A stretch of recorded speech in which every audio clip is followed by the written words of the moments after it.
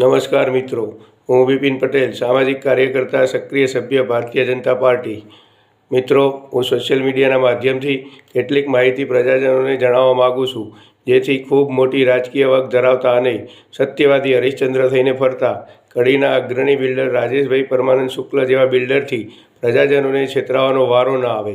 મિત્રો, રાજેશભાઈ પરમાનંદ શુક્લ દ્વારા મામલતદાર શ્રી ONGC કડી નગરપાલિકાના વહીવટીતંત્રની મિલીભગતથી અમારી શિવમ સોસાયટીના 10 મકાનો ONGCની પાઇપલાઇન ઉપર બોગસ NOC મેળવી બનાવી દીધા છે.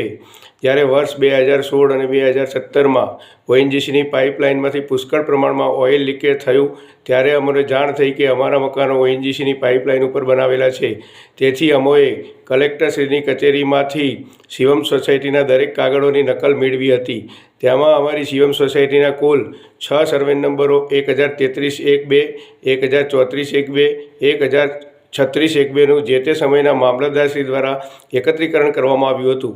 મિત્રો, અમારી શિવમ સોસાયટીની જમીનમાંથી ONGCના વપરાશી હક માટે જમીન સંપાદિત થયેલી છે, જેની હકપત્રકમાં 6294 નંબરની નોંધ પડેલી હોવા છતાં કડી મામલતદારશ્રી દ્વારા એકત્રીકરણ કરવામાં આવ્યું હતું. મિત્રો, આશ્ચર્યજનક બાબત તો એ છે કે અમારી શિવમ સોસાયટી બનાવવા માટે જે 6 સર્વે નંબરનું એકત્રીકરણ કરવામાં આવ્યું હતું તેની માહિતીના કાગળો RTA દ્વારા હાલના કડી મામલતદારશ્રી પાસેથી માગવામાં આવતા મામલતદારશ્રી કડીએ માહિતીના કાગળો આઢળ થયેલ નથી તેવો લેખિતમાં જવાબ આપેલ હતો. તેથી અમોએ પ્રાંત અધિકારીશ્રી કડીમાં પ્રથમ અપીલ કરતા પ્રાંત અધિકારીશ્રીએ મામલતદારને ઉપરોક્ત માહિતી પૂરી પાડવા હુકમ કરેલ હતો. તેમ છતાં અમોને માહિતી મળી ન હતી. તેથી અમોએ ગુજરાત માહિતી આયોગમાં બીજી અપીલ કરતા આયોગ દ્વારા 35 દિવસમાં માહિતી પૂરી પાડવા હુકમ કરી અમારી અરજીનો નિકાલ કરી દીધો હતો. 35 દિવસ વીતવા છતાં અમોને માહિતી આપવામાં આવી ન હતી. તેથી અમોએ આયોગને લેખિતમાં જાણ કરી હતી. તેમ છતાં આયોગ દ્વારા કોઈ કારણસર કોઈ કાર્યવાહી કરી નથી તે આપ સૌ પ્રજાજનો સમજી શકો છો. એવી જ રીતે રાજેશભાઈ પરમાનંદ શુક્લના માતૃશ્રીને ગાંધીનગર મામલતદારશ્રી દ્વારા ખેડૂત હોવાનું પ્રમાણપત્ર આપવામાં આવ્યું હતું.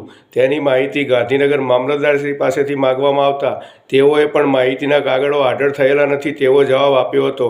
તેમાં પણ અમારા દ્વારા પ્રથમ અને બીજી અપીલ કરવામાં આવી હતી, પરંતુ રાજેશભાઈ શુક્લના માતૃશ્રી અને તેમના માતૃશ્રીના પિતાશ્રી કેવી રીતે ખેડૂત બન્યા તેની માહિતી હોવા છતાં આયોગ નંબરની કોર્ટ દ્વારા માહિતી આપ્યા વગર જ અમારી બીજી અપીલનો નિકાલ કરી દેવામાં આવ્યો હતો.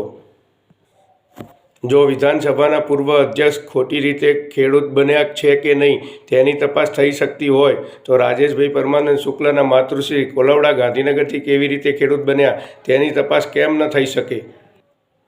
મિત્રો, કડી નગરપાલિકા દ્વારા રાજેશભાઈ શુક્લ, તેમના પુત્ર તથા તેમના ભાગીદારો દ્વારા બનાવવામાં આવેલી સોસાયટીની માહિતી પણ જાણી જોઈને આપવામાં આવતી નથી, જેથી પ્રજાજનોને અપીલ કરીને પરેશાન થવું પડે છે.